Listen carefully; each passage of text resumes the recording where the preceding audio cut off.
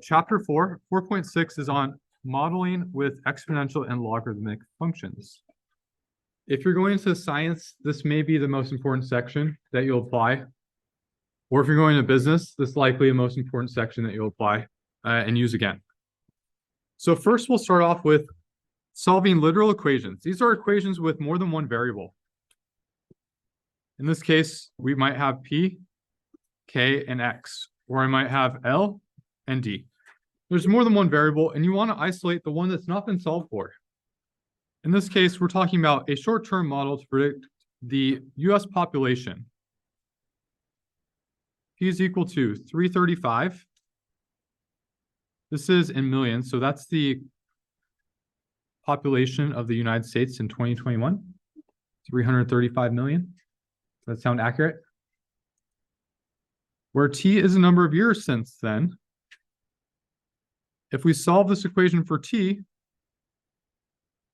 the nice thing is you can plug in a population, and then it's just a matter of plugging into your calculator, and you'll get the time to get that desired population. Can anyone tell me what this graph looks like? Can you draw it for me in the air?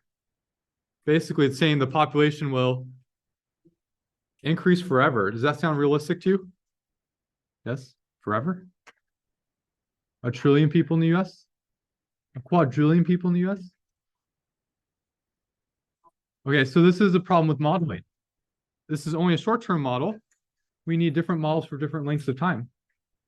We say this will probably not be realistic eventually. It'll probably need to be curtailed at some point. Okay, that's what we're going to talk about later on today, is how do we make a function that grows exponentially at first, but then approaches an asymptote over time. First, we're going to solve an equation of this form for T because it's going to help someone plug in a population to find the time. So let's practice that. This very well could have been in the previous section. How do you solve this equation for X? How do we get X by itself? We could do that first, but let's add 100 first to both sides. So we get P plus 100 is equal to 100 e to the k times x. What's the next step to get x by itself? Divide by 100. I could have divided by 100 first, and then I would have subtracted 1 from both sides. But either way, I'll get the same answer. P plus 100 over 100, I'm just going to leave it, is equal to e to the kx. How do I solve for x? Yes, very good. The inverse function is natural log. So we take the natural log of both sides. The natural log of the entire left side, the natural log of the entire right side. And what do I get on the right side? Good, they undo each other, and we get just the kx by itself is equal to natural log of p plus 100 over 100. How do I get x by itself? Divide by k, or alternatively, multiply by 1 over k. Both are okay answers, and we're done. X has been solved for, is by itself, and it does not appear on the other side. Any questions about this? And there's multiple forms of this. This is not unique. You could split up this logarithm into natural log of p plus 100 minus natural log of 100. That's equivalent all over k. That's all right also. Any questions about this? For the next problem, how do we get d by itself? How do we solve for d? Yeah, subtract 8.8 from both sides. So we get L minus 8.8 is equal to 5.1 log of d. What's the next step? Opposite of multiplying by 5.1, we divide by 5.1. L minus 8.8 over 5.1 is equal to log of d. How do we get d by itself? What's the inverse of log? Yeah, this is base 10, right? So it's 10 to the power of log base 10 of d. And 10 to the power of the left-hand side also, L minus 8.8 over 5.1. So we get d is equal to 10 to the power of L minus 8.8 over 5.1. We've isolated d. It's by itself and does not appear on the other side. So we've solved for d. Any questions? There's really more of what you've already been doing. The new thing for today is exponential growth and decay functions. Just a note on your homework, you may be given the function in this form or maybe in population. Population changes with respect to time. P naught would be the initial population, where N naught is the initial value, and K is the growth rate or the growth constant. Okay, can you graph this function for me in the air? There's one key thing I didn't tell you to be able to graph it is what's K. If K is positive, what does it look like? Grows exponentially, like this. Okay, so let's draw that and play around on Desmos. But the initial value right here on the y-axis, when time is 0, this is N naught, the initial value. And we're going to have an exponentially growing function. So it goes forever to the right, forever up, but it goes much faster up. And on the other side, it's asymptotic to 0, but in real life, we don't care about negative values of time. So we're just going to talk about the right half of the graph. Okay, this is the case where the growth rate is positive. If K is a positive number. What happens if K is a negative number? So this is N, this is T. This is our initial starting population. And this falls, and it's asymptotic to 0. Over time, we're approaching 0, but never getting there. On the other side, it looks like the exponential in reverse. Okay, so in this case, K is negative, the growth rate is negative. So the population decreases over time. Any questions about this?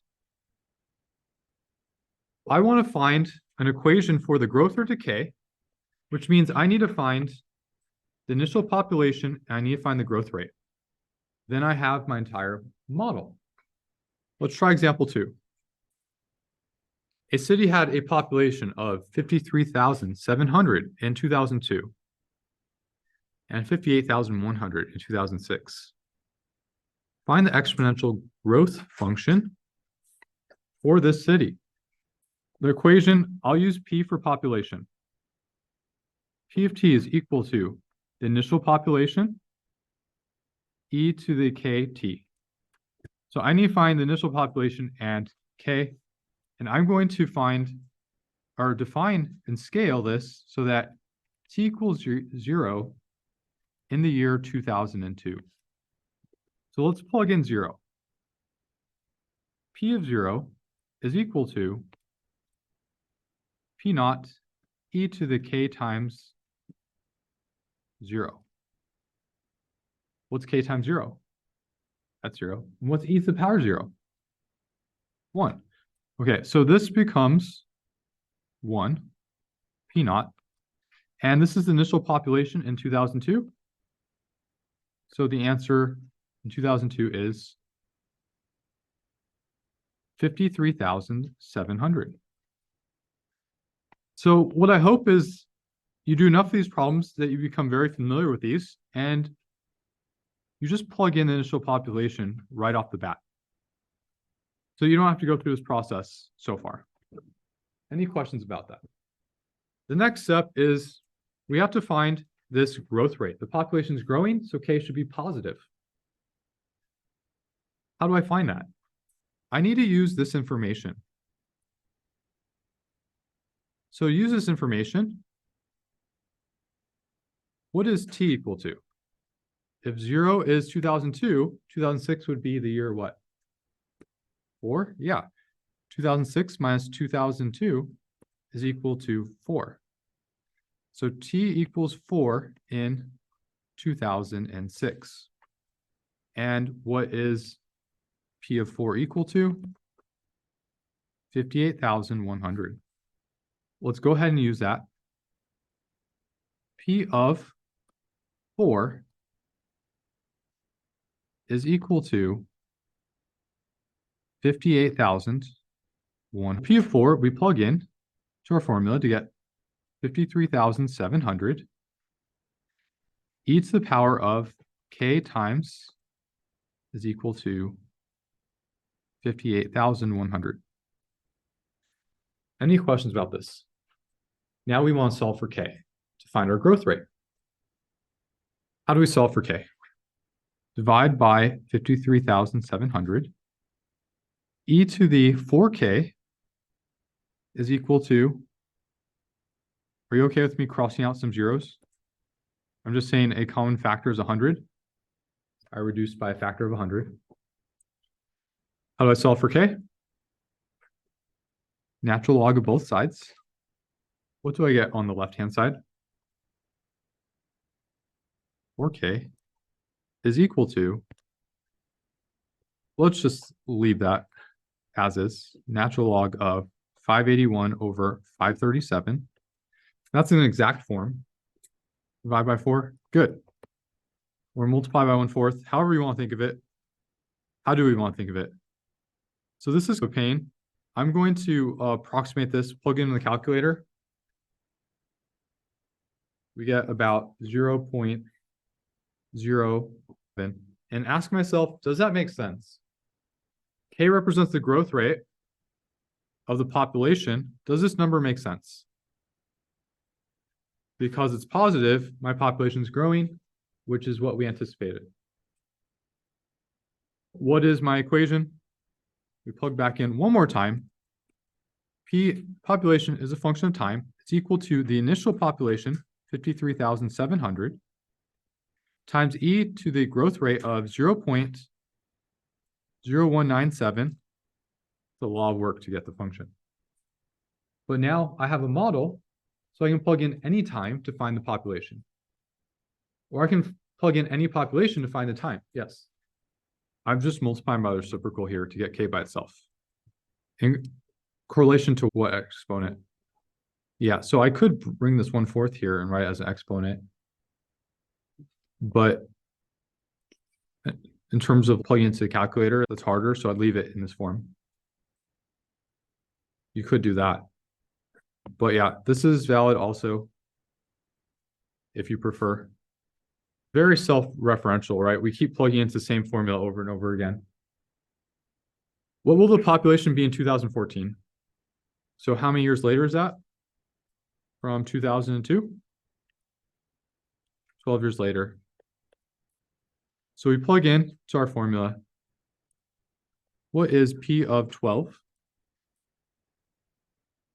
It's equal to 53,700 e to the 0.0197 times 12. Can I get Microsoft OneNote to calculate this for me? How do I convert this into text? That doesn't look like an equation. Let me try this. To the power of 0.0, what is it? 1978? Oh, okay, thank you. 197 times what? Is this worth it? This isn't worth it. I thought I could calculate these. Do I need to put times here? Ah, it worked for me before. Oh, what's the answer? 68,021. It's the approximate population after 12 years. Any questions about this? It's actually like warm here for the first time ever. The half-life of polonium is 138 days. Are you familiar with radioactive materials? Yeah, so they decay. Reactivity decays over time. Okay, so you'd expect a growth rate to be positive or negative? Negative. Okay, let's find the exponential decay function for the amount of polonium remaining after t days. This is all the information that's given. We need to come up with the equation. So I guess in this case, we'll use n. We could use p, use y, doesn't really matter. But you set some initial amount of polonium. Maybe we should use p for polonium. You guys care? This is initial amount. N naught equals initial amount of polonium. Okay, I'm going to count in days, and I'm going to say after, so this is when t is equal to 0. After 138 days, how much polonium is remaining? What does half-life mean? You cut it in half. So if I have n naught, what's half of that? 1/2 n naught. Okay, so we plug in to our function, and we say, what is n of 138? And the answer is 1/2 n naught. But we can use this equation here to say it's also equal to n naught times e to the k times 138. Now we have an equation, and hopefully we can solve for one of our unknowns. What's the first step? Let's divide by no, or n naught, and we get what?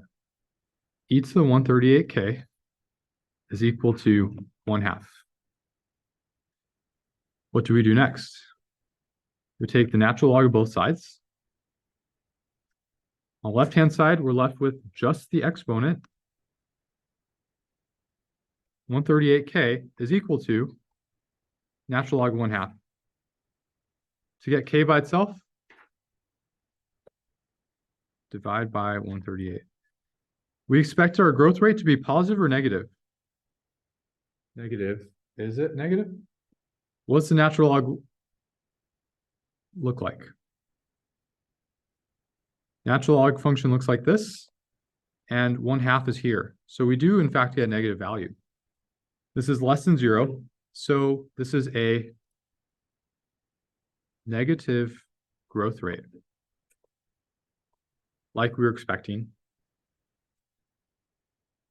What is our equation? N of t is equal to the initial amount of polonium times e to the power of natural log of 1/2 over 138 times t. Have any of you worked with the half-life formula before? Does this look like the formula you've worked with? Okay, so this is an acceptable final answer, but there is a way to write it more simply. And it's just using your properties of exponentials. So let's go through this process. That way you can do these problems by skipping some steps. E to the power of natural log of 1/2 times 1 over 138 times t. Are you okay with me doing this? I just split up the blue term, right?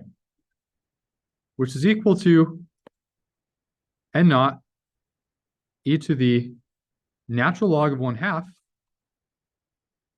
raised to the power of t over 138. Are you okay with this? I multiplied these together to get t over 138. And the power raised to the power, same as multiplying them. What is e to natural log of 1/2? Yeah, that's 1/2. It's not a trick question. These are inverse functions. So on the inside here, I get 1/2 to the power of t over 138. So these formulas are equivalent. Which one looks easier? Yeah, so if it's a half-life problem, you can skip straight to here and plug in your half-life there. However, on the test, I'm probably going to ask you a problem where you have to derive the formula. So probably more similar to the previous problem we did. Because this is the algebra portion. Any questions about any of this? Part B, estimate the percentage of polonium remaining after 2 years. Our formula was N of T is equal to the initial amount of polonium times 1/2 to the power of T over 138. Let's go ahead and plug in 1/2 raised to the power of 2 divided by 138. I did not do that right. 1/2 raised to the power of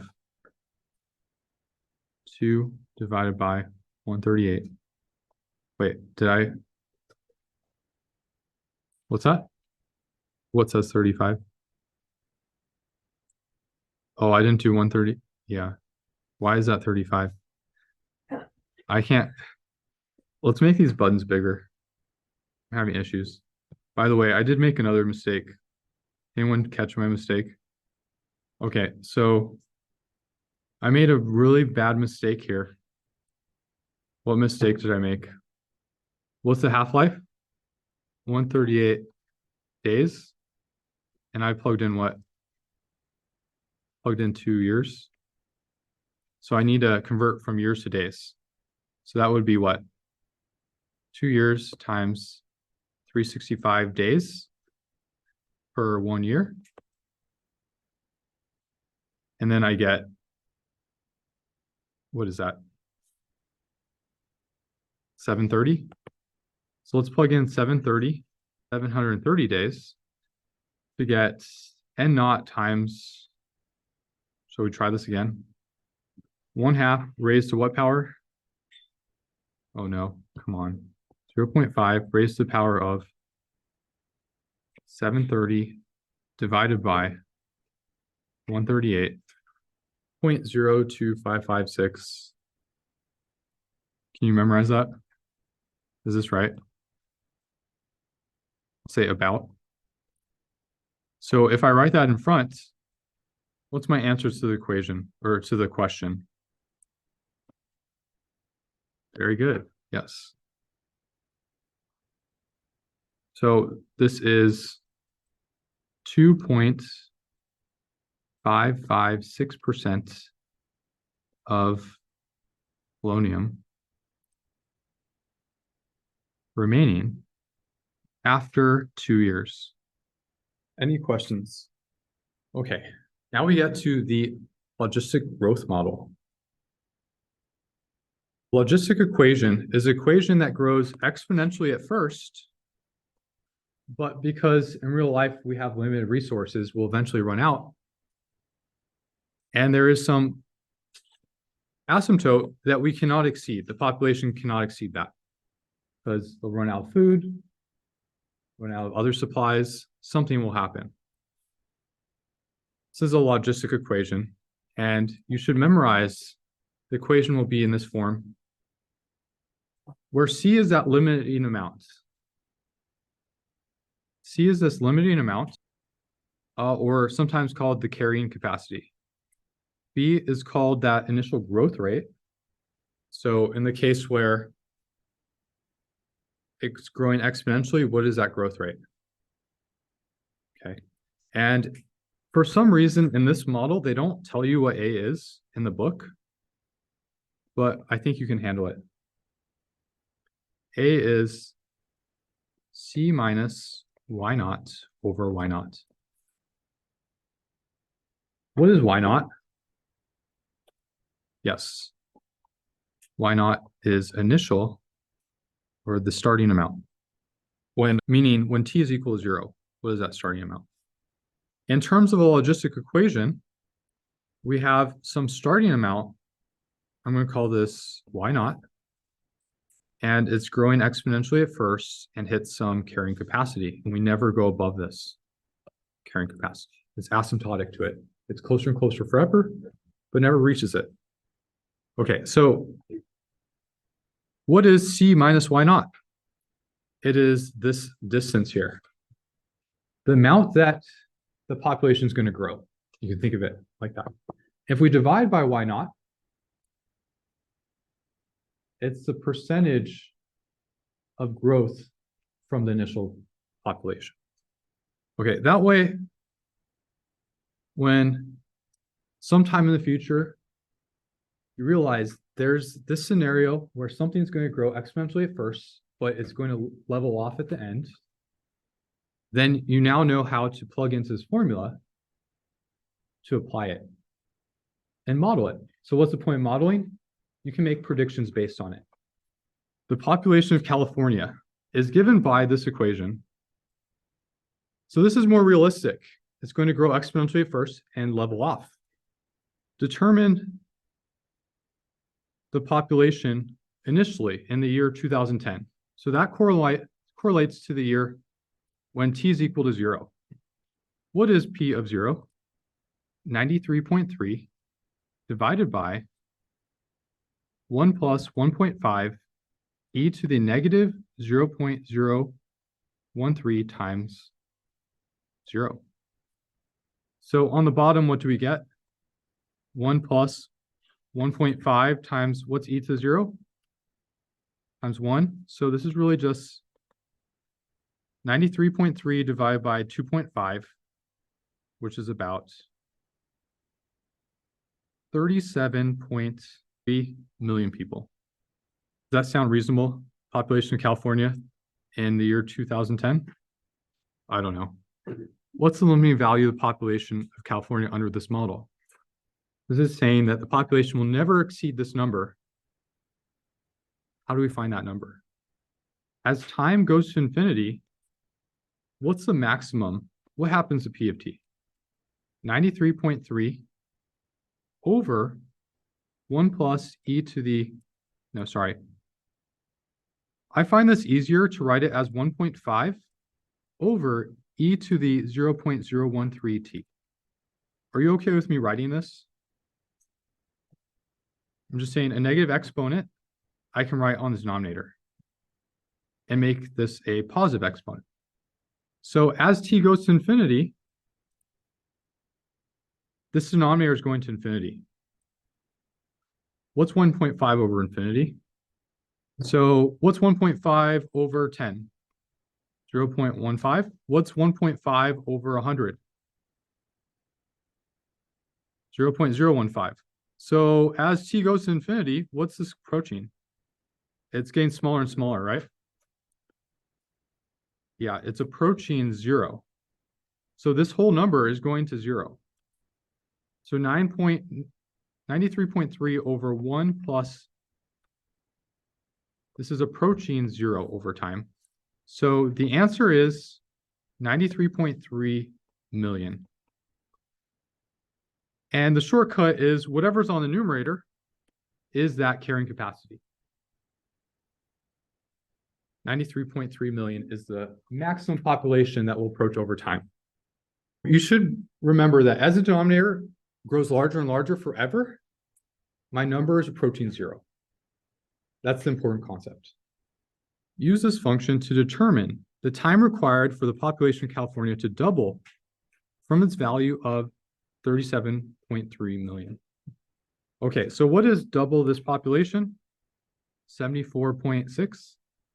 When is this equal to 93.3 over 1 plus 1.5 e to the negative 0.013 t? How do we solve for time? It looks tricky, but it's something you've done before. How do we get t by itself? When I look at equations, I see exponential. I want to get rid of exponentials. When I see fractions, I want to get rid of fractions. So we should do which first? Yeah, get rid of the fraction. Multiply by 1 plus 1.5 e to the negative 0.013 t to both sides. So this fraction eliminates. And here I have 1 plus 1.5 e to the negative 0.013 t. Okay, now I want to continue to solve this. Divide by 74.6 to both sides. So we get 1 plus 1.5 e to the negative 0.013 t is equal to 93.3 over 74.6, which is about 1.25. So let's go ahead and subtract 1 from both sides to get 1.5 e to the negative 0.013t is equal to about 0.25. Let's go ahead and divide by 1.5. E to the negative 0.013t is equal to 0.25 divided by 1.5. We'll take the natural log of both sides to get negative 0.013t is equal to the natural log of 0.25 over 1.5. So t is about equal to the natural log of 0.25 over 1.5 all over negative 0.013. And you plug that in your calculators and we get 137.8. So we'd say about 138 years.